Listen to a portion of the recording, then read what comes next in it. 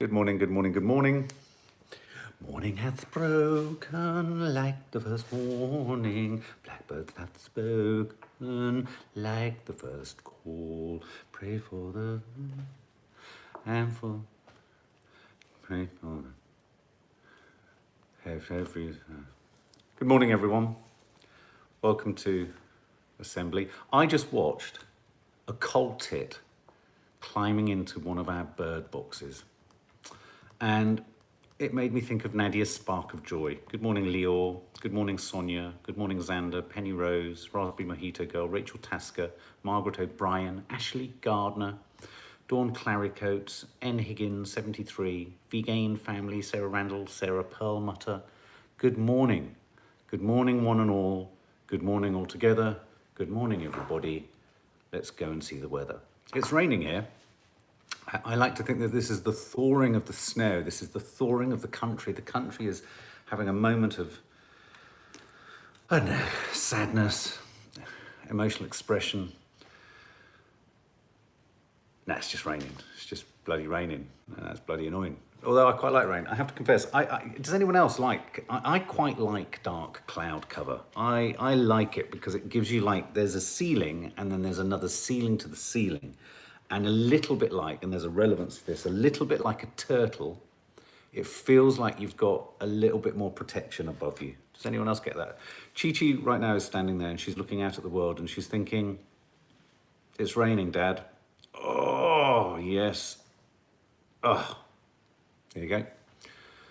And in the world of Chi-Chi, it's just like, where's that next squirrel coming from?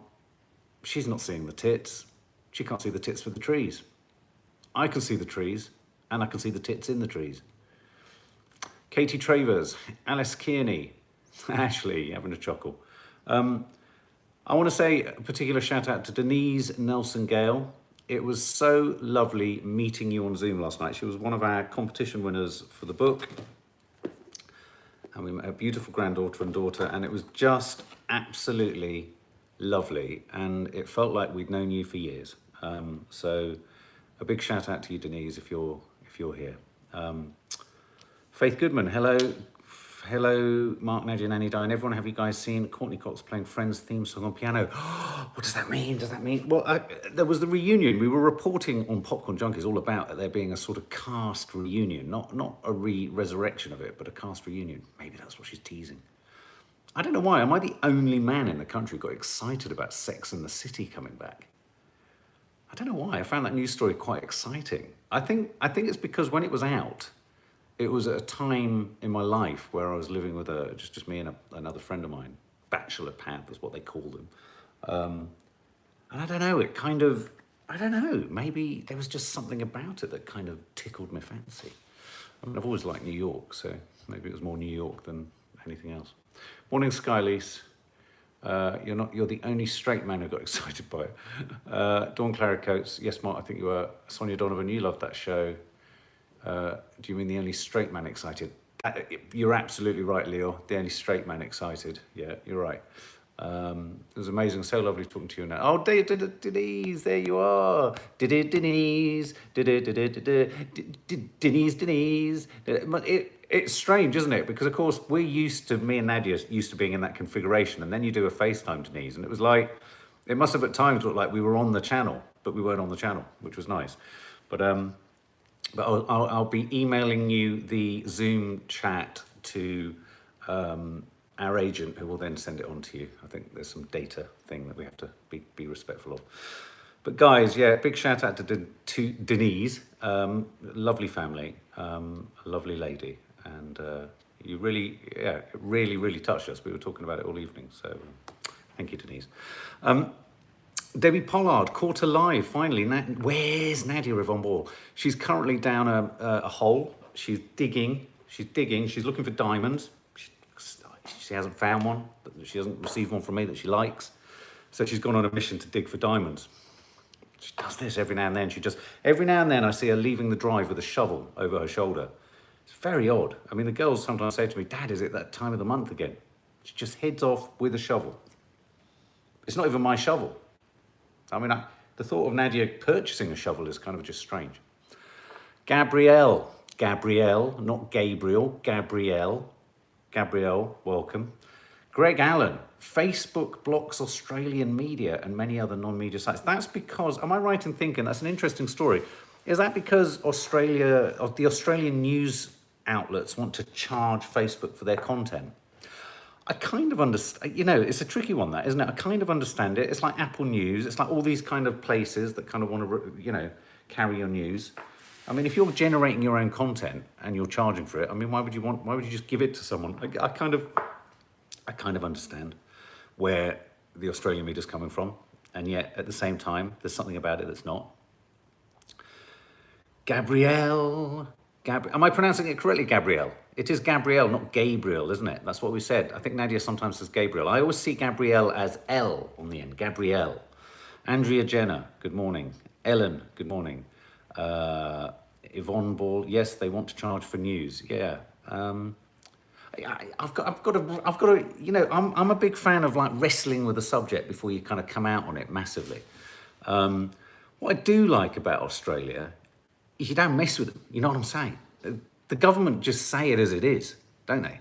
It's like, I remember seeing, there was some tete-a-tete between a couple of Aussie politicians. It's proper down the boozer, isn't it? It's like, don't mess with me, because I'll give you what. Doesn't it look lovely? We now call that Nadia's throne. So on the days that she hasn't headed out with a shovel, digging for diamonds, she sits there. And I mean, last night was a bit humiliating. After we talked to Denise, she got me to polish her feet, polish her shoes and her feet. Humiliating, doesn't come close to it. Whilst she was having a cocktail with Lee, I was cleaning her feet. The things you don't see happening just out of shot. See? Just don't see it. I mean, like right now, I'm pedaling like mad just to get the electricity going for this. You wouldn't think so, would you? No.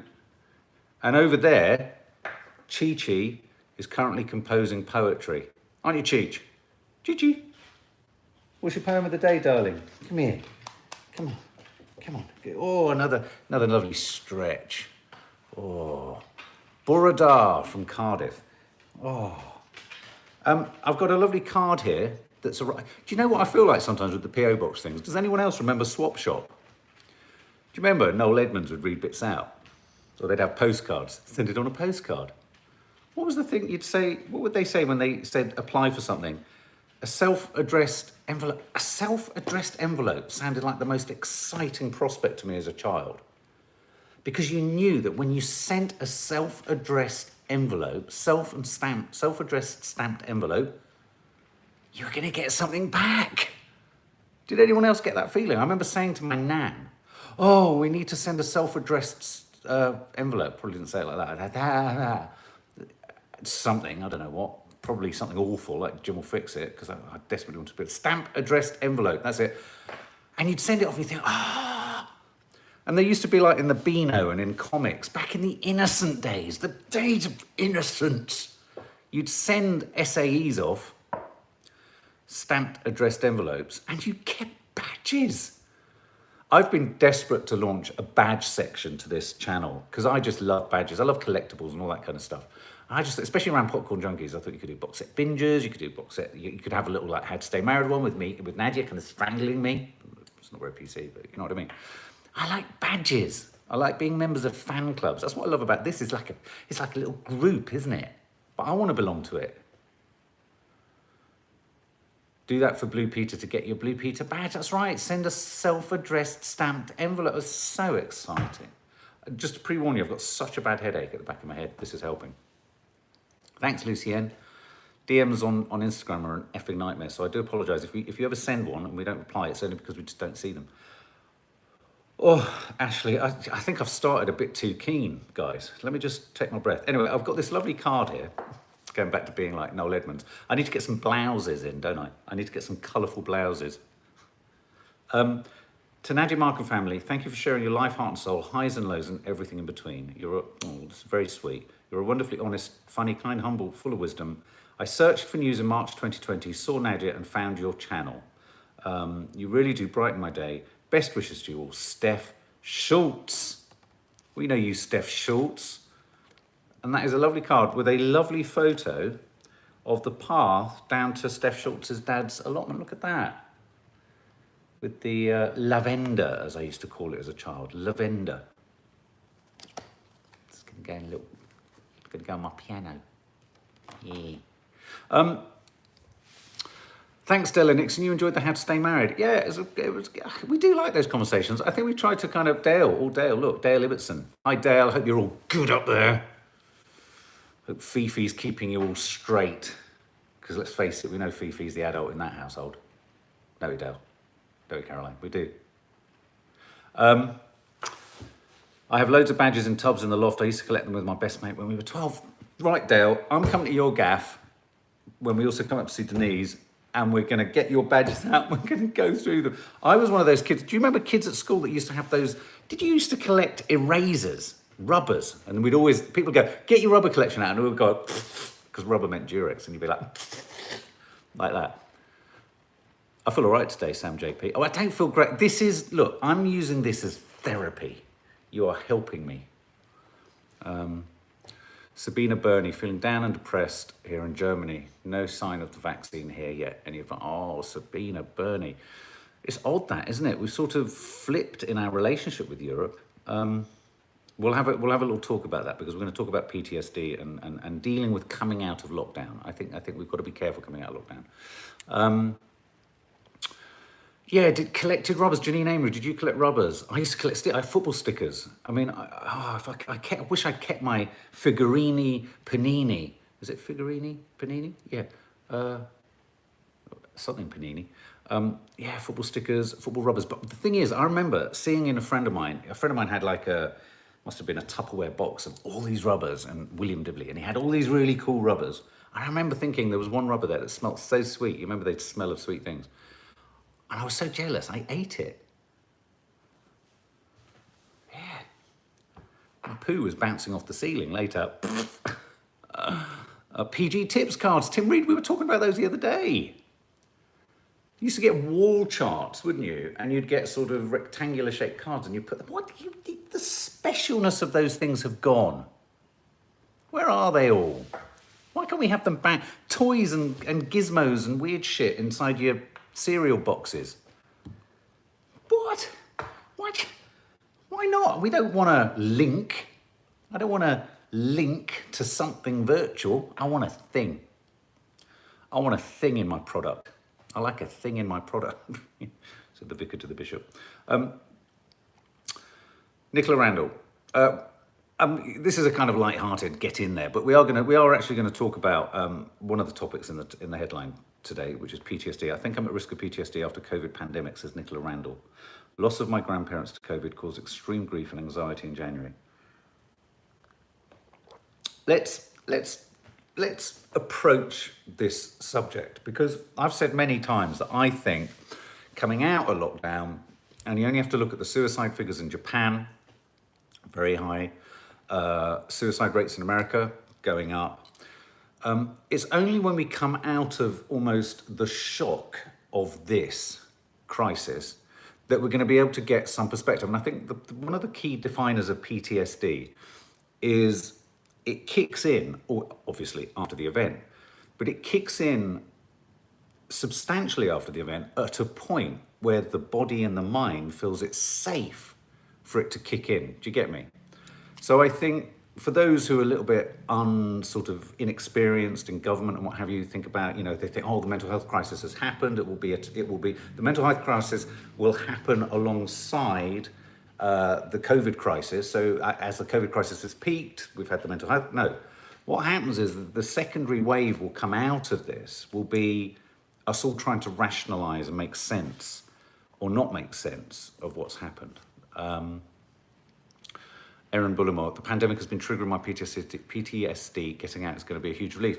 Yeah, and interestingly you say that, Erin Bullimore, because in different ways, I think being able to get out is going to aggravate some people's PTSD. The ability to not get out has aggravated others. And so it's going to be the gear change, it's going to be the shift. And whilst I think things are going to happen quite steadily and not erratically, I think we're going to have to sort of temper our expectations for Monday when he makes the announcement of how we're going to get out of this. You're right, Xander. PTSD is something very curious. It's a little bit like, I mean, my analogy with it is it's like grief. It's like sharp-edged grief. I mean, grief can be sharp-edged, don't get me wrong. But it's like when I go to the grief I feel about anyone I've lost in my life, if I allow myself to go there, I feel it with the same intensity. It's just that I disallow myself the frequency of going there, if you know what I mean. And I think with PTSD, there's something in it that's sort of self-preservatory. It's sort of, we can be carried to the end of a crisis. I mean, this is what happens with soldiers and in the military. You get through it. I mean, I remember working with a colleague years ago when we were doing all our Nat Geo stuff, and it was a toss-up between me and him going to cover. There was a huge Turkish earthquake. Must have been around 2000, 1999, because I was flown out to America to do Hurricane Floyd, and a colleague of mine was flown into Turkey to deal with the aftermath of the earthquake. And he witnessed some of the most hideous experiences. And I always remember thinking, my God, I mean, it was tough enough in the hurricane, but we were flying with the army. But he experienced PTSD after that and had to go into therapy. And he talked about the fact that there was almost like a sort of an emotional, when you hear a loud noise and your ears ring and then there's a dull silence and you can just make out a distorted sound. It's like that until you get beyond, and he needed to get way beyond it. Because you go into a survival mechanism. So along the short of it is, I'm saying we have to prepare and be tolerant and be ready to cater for, I think, a huge number of incoming issues that are very logical, as you say, as was it Nicola was saying, in terms of losing someone in your life.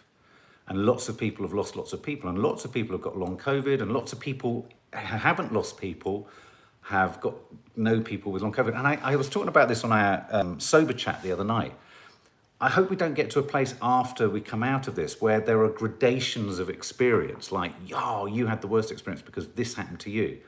Because it's, this is one of the problems, I think, with mental health altogether, is that there's not from the person suffering, but within society, there's a sort of an assumed hierarchy of, well, that should bother you and that shouldn't bother you. That should, but it's a little bit like if your grandparent dies, you shouldn't be as upset as if your parent died. Do you know what I mean? It's all that sort of stuff. So I think we need to be prepared, and I think we all need to be kinder to ourselves and recognize the symptoms as they develop.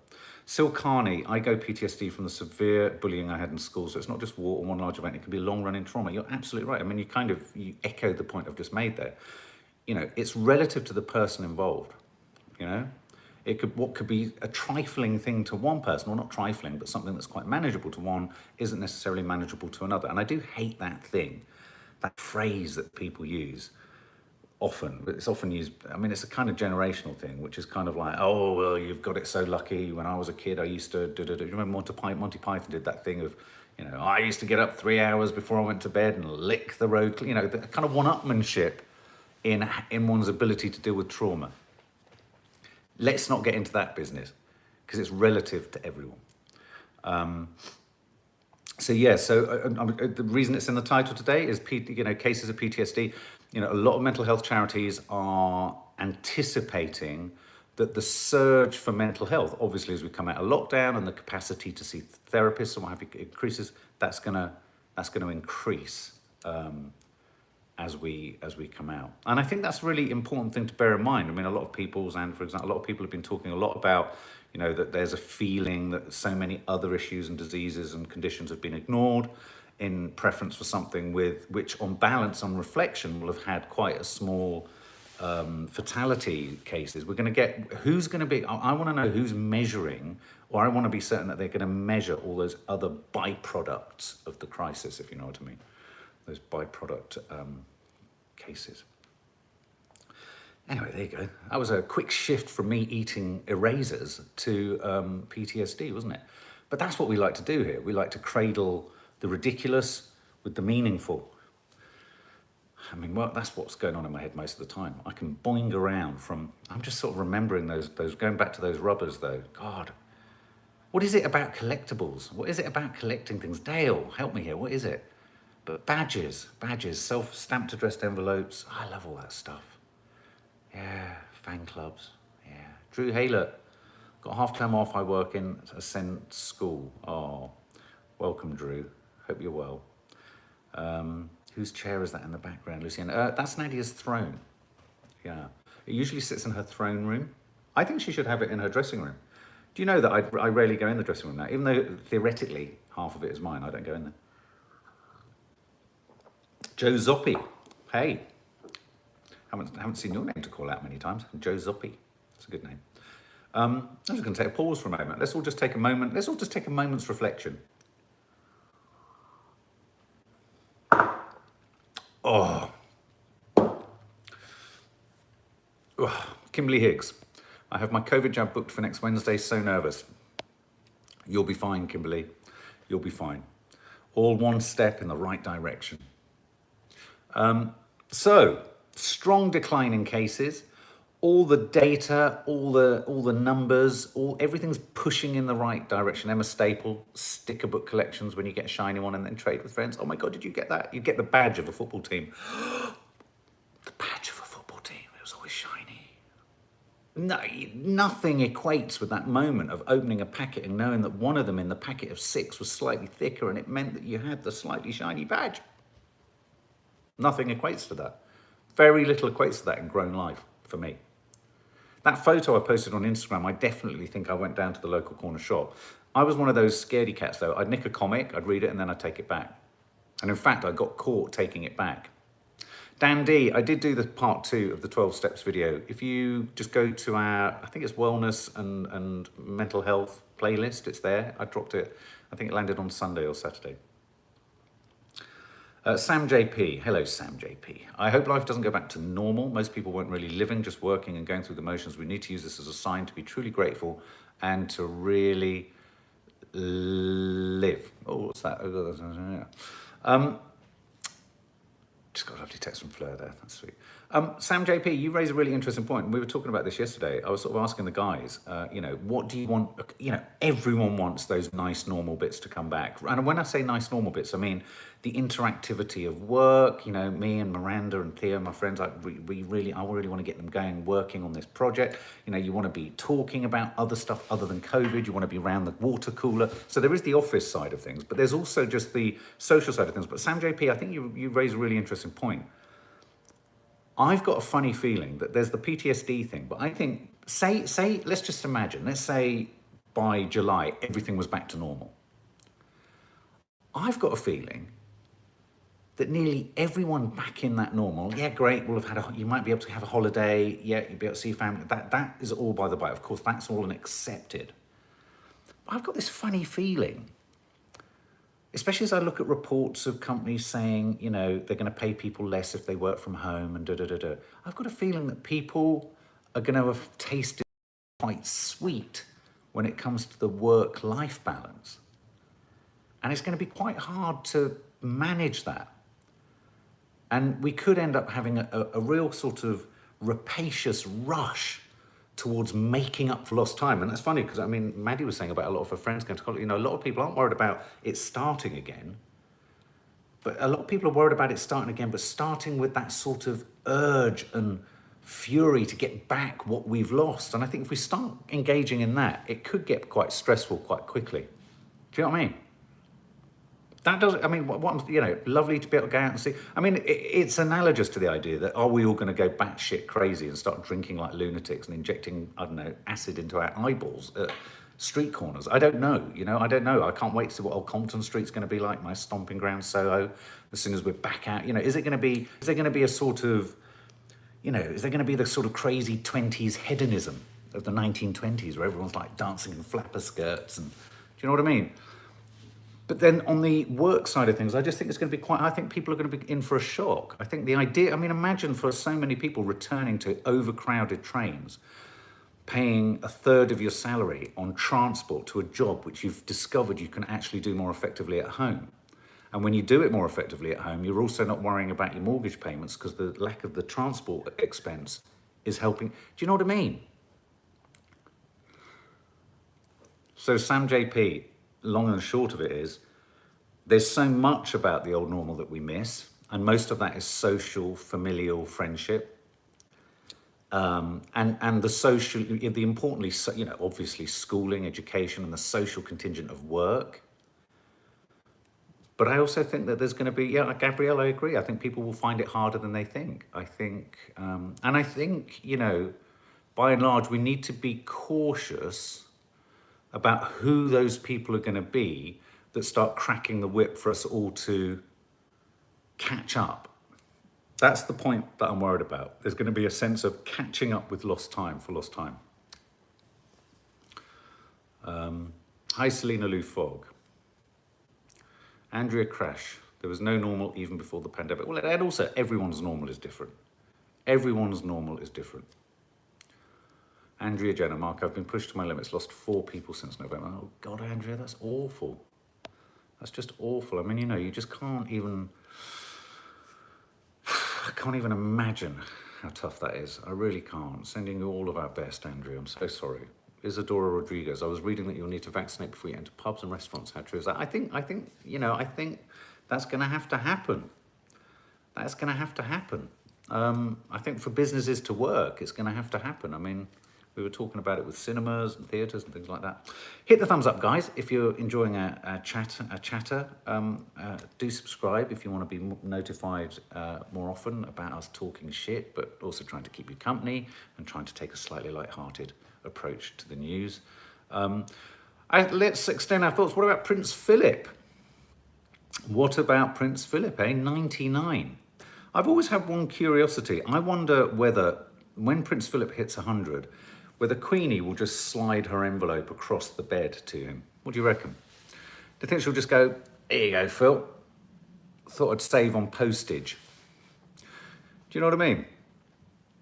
I mean, I wonder if he gets a more sort of personalised note from the Queen or Will when he gets to 100. I hope he's okay. I mean, he's an absolute trooper, isn't he? I mean, he's... do you remember he crashed his car, I think rolled it, got out. He's like the Terminator. He's like Arnie Schwarzenegger. I don't know if she does the telegram. I think she still sends letters out, doesn't she? I remember desperately wishing my nan would make it to 100. The Queen won't want to lick the back of her own head. That must be strange. I wonder if the Queen has ever actually used a stamp with her own head on it. That would be funny, wouldn't it? Or whether she uses one of those old-fashioned wax seals for everything. But she could just leave it on his pillow, couldn't she, with like an after eight. Phil. 100. Phil. The thing I like about him, and I do think it's that generational thing. Drew, hey, look, we just don't like the thought. If you can see this shot, it will never quite be in shot, the YouTube plaque. But we are going to put it up at some point. It's just in my room, just by my desk. What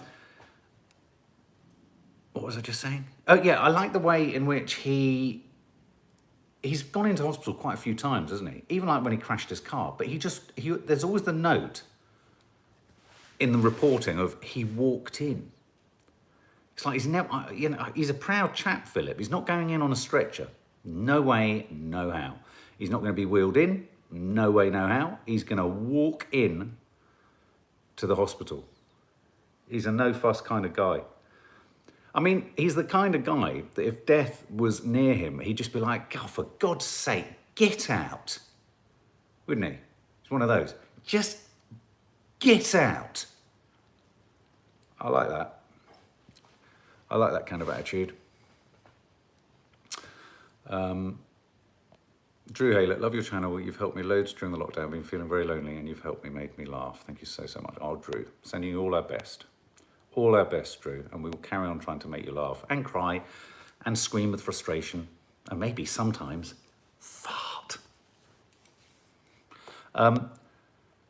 Reminds me my granddad is exactly the same. Yeah, my nan was the same. Generationally, they're just made of, yeah, Captain Tom, they're just made of that stuff, aren't they? It's like he's walked into hospital, he said, fix me. I want my letter from my missus, and I want it on my pillow with an after eight. And if death comes knocking, just tell him to sling his hook. That's what he's saying. Rita M, so people that can't have vaccines are screwed because they can't go shopping and on holiday. I think what will happen with this thing is you're right. I think people who have no underlying, I think there could well be a situation where if you've decided not to have the vaccine simply because you don't want the vaccine, you will not be able to engage in certain social activities. I can see that coming. I mean, as awful as that sounds, and there are civil liberties there. I think for businesses are going to be entitled, and not being in the EU, I think businesses will probably have the facility to say, no, you need to show proof of vaccination, maybe for 6 months, 9 months, or a year, or whatever, until we get out of the heat of this and it becomes more of a flu. I think we could. I think for people who, for whatever reasons, can't get a vaccine, shouldn't have a vaccine, and all that kind of stuff, it's the dodgers. I think you might have, like, with a mask exemption certificate of some form. I think that might kick in. But the other interesting news, so wishing Prince Philip the best. Other interesting news, I want to show you this clip because it's heartbreaking. Any Americans here? We know we've got some Americans, Xander, etc.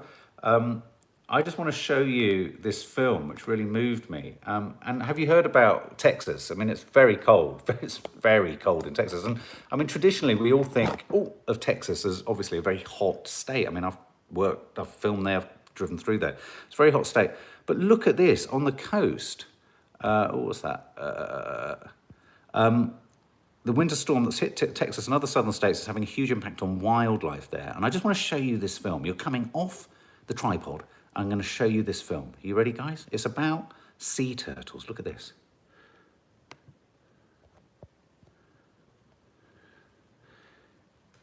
Look at that.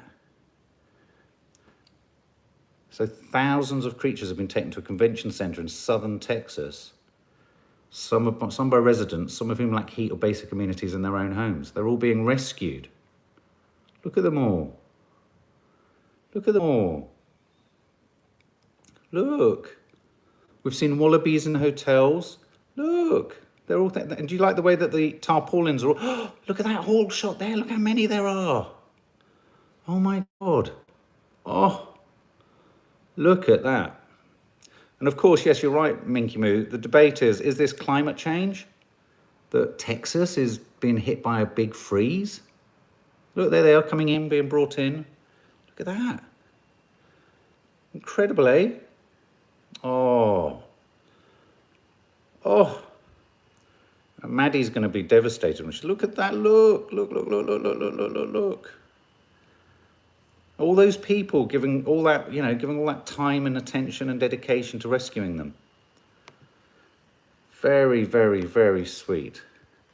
Very, very sweet. Let me get you back up here. So yeah, all of those turtles. It reminds me, I remember years ago, I don't know if anyone ever remembers a show called Holiday Swaps. We used to do a show called Holiday Swaps. And I remember taking some guys, it was such a funny show, took some guys who were from Blackpool, who normally would go on a cruise, a sort of boozy cruise, and we took them on a conservation holiday to Costa Rica. The premise was simple. You take people who used to go on normal, these sorts of, we should relaunch it on our channel. We used to go to, on, like I say, one would go on cruises and you put them on an opposite type of holiday and see how they cope. But whilst we were in Costa Rica, we did some preservation with some of the turtles on the beach. Rescuing eggs, redirecting the turtles back to their nests and getting the babies into the sea before all these vultures were just sort of lined up along the coastline, just picking them. But it reminded me of that, and it's just, there's a sort of, a good time to tag them, absolutely, Andrea Crash. So many wonderful people in the world. Sometimes don't you just feel that the task at hand with preservation of the planet is so freaking enormous. It's like, how the hell do we stand a chance? Nora Doyle, that makes you have faith in human kindness. I thought it was a nice and finally. Sort of story. Yes, the birthing is still happening. Nadia's talking to the guys at Loose Women, actually, about them helping her with it. So Prince Philip and a nursing boom. Apparently there's been a third more applications to be nurses in this country than before, as people have obviously been smitten and moved and, sort of impressed on a sort of, soulful level by the work of our NHS, doctors, nurses and what have you. So there's a third more people have applied to be nurses at nursing college than the year before. which can only be a good thing, really. And I think, again, it goes back to our Confessions of a Modern Parent tomorrow is all about ambition, whether you should have ambition for your children and whether you should, in many regards, if your child has a different type of ambition, you know, to what extent is the ambition you want for your child your own ambition or their ambition? And the reason there's relevance to the nursing story is, like, in the Confessions, I talk about the issue of, for some people, feeling like they always have to get a promotion to the next job level, if you know what I mean. There's this idea that there's an ever-returning hierarchy. And of course, you get to a certain point and then you pause. And in television, there's certain hierarchies where you hit a certain plateau and then it becomes a young person's game. You know, you kind of, unless you want to sit behind a desk and be, you know, whatever, you have to reconsider. And I was talking about a researcher that just wanted to be a really good researcher, didn't want to go up the thing. And I think nursing needs to be valued in those terms. You know, I think if you think of films like Meet the Parents, where there's that sort of running gag about him being a male nurse and all that kind of stuff, I think the idea, you know, seeped in somewhere is this idea that certain sort of jobs lack the same ambition as something else. And I think we should have a revitalization of what ambition is about. Ambition shouldn't be about better pay, better job title, more responsibility. It should be about what that job is about, or what the thing is that you're doing is for others, whether it be rescuing turtles or saving lives on the NHS. Do you know what I mean? So I think that's a nice bit of news there, that there's been a boom in nursing. It shows an empathetic audience, an empathetic nation. Sarah Fox, I feel a little bit better. Does anyone else feel a little bit better for having a little bit of a chin mic? I quite enjoyed that. Hit the thumbs up, as I say, if you enjoy this chat. I'll be back again tomorrow. There is a movie review landing on the channel today. In the meantime, there's a How to Stay Married that's there. Confessions of a Modern Parent goes out tomorrow. I'm having to, if you might have seen somewhere, that I'm having to sort of backpedal on a massive job that's kind of fallen behind due to a technical hiccup. So I'm getting distracted by all of that, but we're trying to make sure that content still lands on the channel. Denise Nelson-Gale, big love to you and your lovely family. Everyone have a lovely... Oh, Members Live, you're absolutely right, Xander. What day is it today? Thursday. It probably won't be tonight. I would have thought it was more likely to be tomorrow night. But I will post again on the community tab when we know. I just need to have a natter with Nads. Yeah, that's it, guys. Well, look, have a lovely day. Stay safe. And if you can't stay safe, stay sane. If you can't stay sane, just stay.